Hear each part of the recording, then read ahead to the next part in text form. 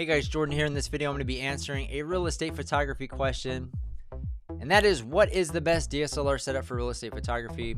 Now I'd say DSLR, more mirrorless cameras these days are more popular, I would say, for real estate photography. But it depends. If you're just getting started and budget's an issue, you can pick up a cheap used Canon 70D and put the 10 to 22 millimeter lens. If you're trying to save even more money, you can go with the Canon 10 to 18 that you can pair with that. So that would be a really inexpensive setup that you can produce great results for your customer. Now, if you have a little bit more budget, maybe your budget's up to $1,000, I recommend getting, actually, let me grab it.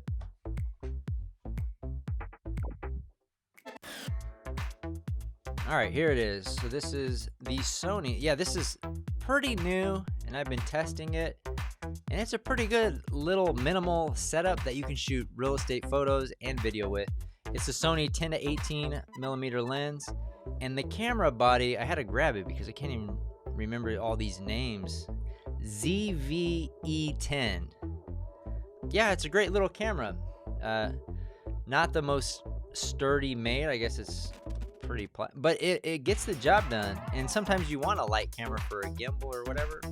It's a great setup for less than $1,000 for both the lens. Now, if you have a little bit more of a budget, today I would recommend a Sony A7. So we use the Sony A7 IIIs. We are upgrading to the A7 IVs when they do come out to all of our photographers, but we use that camera body paired with the Zeiss 16 to 35 f4 lens, and you can pick that up for around $1,000.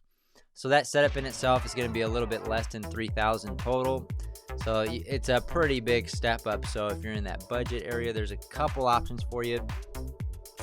There's that, and then if you're going for the craziest higher end camera, the one that I use is the Sony A1 with the 16 to 35 f 2.8G master lens. Now the A1's kind of overkill, and a lot of times I'll be shooting with the A7S III if I don't need those extra megapixels. I actually really enjoy shooting with the A7S III, but there are times when you want more megapixels than a 12 megapixel sensor.